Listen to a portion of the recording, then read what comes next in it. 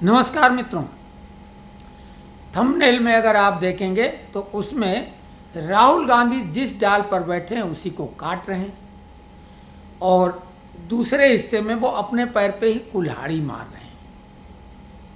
आपको मालूम है कि जो हमारे देश में ऐतिहासिक रूप से जो एक महाविद्वान हुए हैं कवि कालिदास, वो प्रारंभिक दौर में महामूर्ख थे, लेकिन विद्वानों ने मिलकर महामूर्ख की तलाश की और विद्योत्तमा के दर्प और घमंड को चूर चूर करने के लिए महामूर्ख से उनका विवाह करा दिया था। लेकिन बाद में जब उन महामूर्ख कालिदास के अहम को, ईगो को चोट पहुंची तो काली की कृपा से, माँ काली की कृपा से वो महाविद्वान हो गए।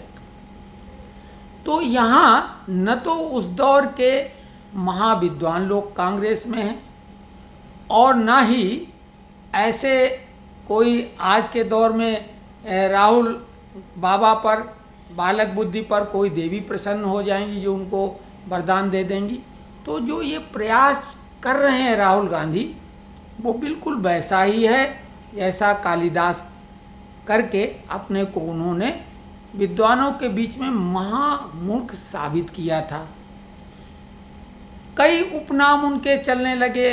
पार्लियामेंट में मोदी ने उनको बालक बुद्धि कहा, कई लोगों ने पप्पू पार्लियामेंट में भी कहा है, ध्यान दो, और कांग्रेसी लोगों ने भी कहा कि अब पप्पू नहीं रहे। बाहर तो ये चर्चा चलती ही रहती है, लेकिन हम ये बात नहीं कह रहे हैं न पप्पू न बालक बुद्धि। वो सातिर बुद्धि व्यक्ति है और मूर्ख भी नहीं है, लेकिन वो जो अपनी तरफ से हरकतें कर रहे हैं या प्रयास कर रहे हैं वो खुद पार्टी के लिए आत्मघाती है। वैसा ही जैसे कुल्हाड़ी अपने पैरों पे मारना। कांग्रेस आज़ादी के बाद जिनके नेतृत्व में आगे बढ़ी वो थे पंडित जवाहरलाल नेहरू, और ज़्यादातर नेताओं ने कोई अपनी जाति का परिचय नहीं दिया। लाल बहादुर शास्त्री में शास्त्री उनकी डिग्री लगी हुई थी, संस्कृत से ग्रेजुएशन का मतलब शास्त्री, और कई लोग उन्हें ब्राह्मण समझते हैं, हालांकि जाति की बात नहीं, लेकिन शास्त्री जी कायस्थ थे तो कोई जाति का महत्व तो नहीं था। लेकिन जवाहरलाल नेहरू पंडित जी अपने को कहलवाना पसंद करते थे और उसके पीछे वजह थी कि हिंदुओं के नेता बन के और सबसे ज़्यादा हिंदुओं का ही शोषण उस व्यक्ति ने किया और कराया। आज कांग्रेस का कल्चर जो सामने आया है वो सवर्णों को चुन चुन के, केवल ब्राह्मणों को नहीं, यानी जो जनरल कैटेगरी है उनकी जानी दुश्मन बन गई है। जबकि कांग्रेस की शुरुआती राजनीति, अब जब वो खुद पंडित लिखते थे तो कहने की बात ही क्या। और अगर उस दौर के जो तमाम नेता देख लिए जाएं इक्का दुक्का को छोड़ के, तो सब जनरल कैटेगरी के ही लोग थे। और जिस जाति को सबसे ज़्यादा गालियाँ दी जाती ब्राह्मणों की, उनके कई मुख्यमंत्री रहे, केंद्रीय मंत्री रहे, वगैरह वगैरह। आधार वही था। लेकिन अभी राहुल गांधी को समझ में ही नहीं आ रहा। केवल एक फार्मूला जो अंग्रेज दे गए थे, डिवाइड एंड रूल वाला, उसी को आगे बढ़ा के राजनीति करना चाहते हैं। अंग्रेजों ने हिंदू मुसलमान के रूप में बांटा, इन्होंने 4 हिस्से में हिंदुओं को बांट दिया और तथाकथित अल्पसंख्यकों को एकजुट करने की कोशिश किया। मुसलमान, क्रिश्चियन, सिख, जैन, बौद्ध, इन्होंने इस ढंग का माहौल बनाया कि हिंदुओं को वो करो। और फिर हिंदुओं में इन्होंने अलग अलग जातियां कर दी, SC, ST, OBC, general. Akhilesh Yadav ने बिल्कुल उसका साकार रूप PDA दे दिया, पिछड़ा, दलित और अल्पसंख्यक, यानी जनरल कैटेगरी छोड़ दी।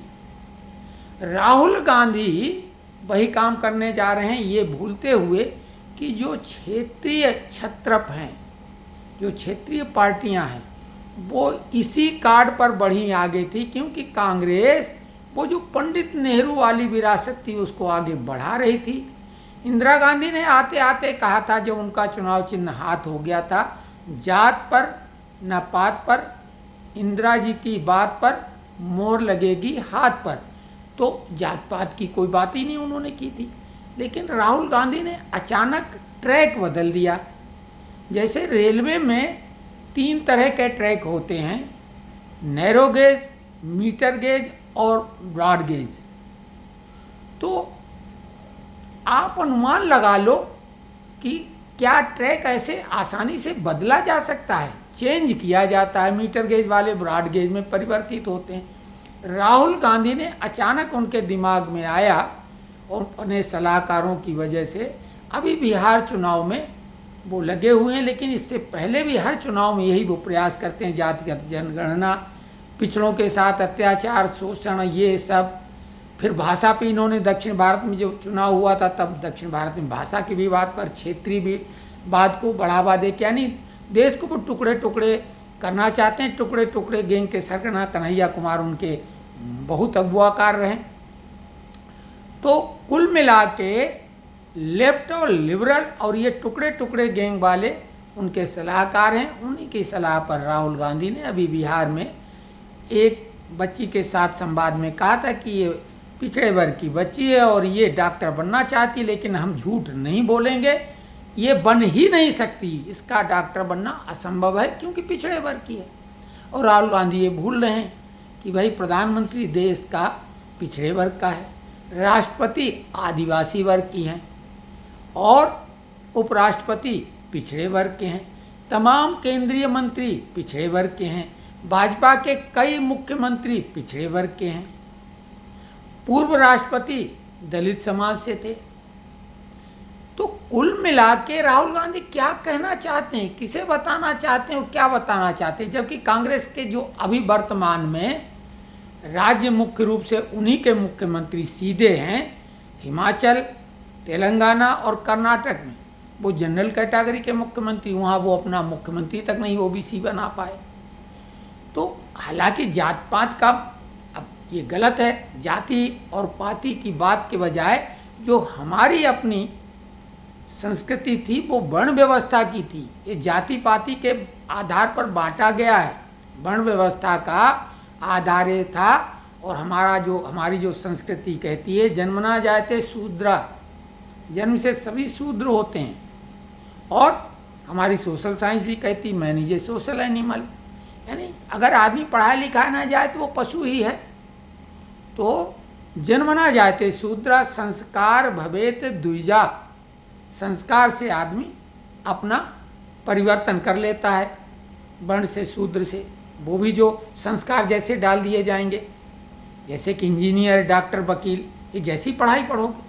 और वेद पाठी विप्रा, जो वेद पाठ, क्योंकि महत्व तब वेद का ही था, वेद पाठी विप्रा, वो विप्र कहलाते थे, जो भाई वेद का अध्ययन करके वो वेद पाठ करेगा। और ब्रह्म जाने थी ब्राह्मणा, जो ईश्वर को जान लेगा, उसके बारे में समझ लेगा, आत्मा परमात्मा के बारे में अच्छे से समझेगा, वो ब्राह्मण है। तो उसमें कहाँ पर से क्या गलती थी।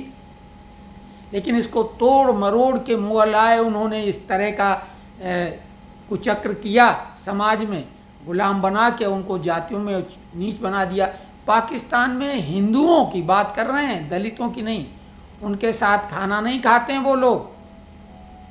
तो कुल मिला के राहुल गांधी ये जो हरकत कर रहे हैं, उल्टी दिशा में गंगा बहाने की कोशिश करते हैं। तो इसी के लिए कहा गया है विनाश काले विपरीत बुद्धि, इनका विनाश अब तय है। पूरी तरीके से खुल के राष्ट्रद्रोही गतिविधियों में लगे हैं और काले चिट्ठे, इनके काले कारनामे सामने आ रहे हैं। भाजपा संभवतः इनके साथ रियायत इसलिए बरत रही है कि राहुल और सोनिया के नेतृत्व में भाजपा के सामने कोई प्रबल प्रतिद्वंदी नहीं है और कांग्रेस ही भाजपा के बाद दूसरे नंबर की पार्टी है। तो इनकी मूर्खता का, इनके इस उपक्रम का भाजपा को सीधे सीधे लाभ मिल रहा है, इसलिए इनको रियायत, नहीं तो ये कब के जेल में जा चुके होते, जमानत पे बाहर हैं ही और कई मामलों में जमानत है। तो बिहार में कोई मुकाबला जैसी बात है नहीं। बिहार के चुनाव पे अलग से हम एक विश्लेषण करेंगे बाकी चैनलों से हटके। तो ये राहुल की मूर्खता पर हमारा वीडियो था आज।